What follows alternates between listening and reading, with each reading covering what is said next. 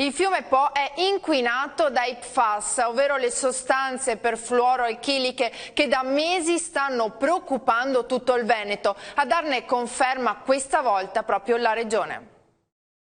È ufficiale, il fiume Po è inquinato dai PFAS. Nicola Dell'Acqua, direttore dell'area tutela e sviluppo della Regione Veneto, ha inviato i dati risultanti dal monitoraggio dell'ARPAV alla Procura di Rovigo. Ed ora è scritto nero su bianco: l'acqua del Po contiene gli inquinanti perfluoroalchilici, altresì chiamati PFAS.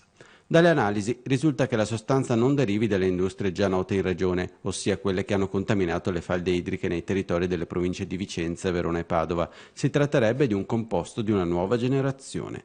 L'allarme è scattato a marzo. I rilievi rilevarono la presenza del composto in concentrazione stimata di 65 nanogrammi per litro. Dopo questa prima segnalazione, il monitoraggio dell'ARPAV fu costante.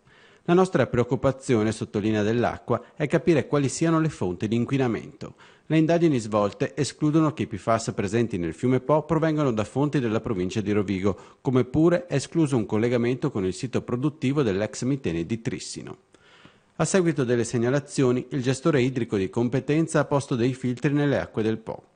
Questo a garanzia della salute di tutti i cittadini, dal momento che ancora non si conoscono gli effetti sulla salute di queste nuove sostanze e che a livello nazionale, a differenza di quanto fatto dalla Regione del Veneto, non sono stati posti limiti ambientali per i PFAS.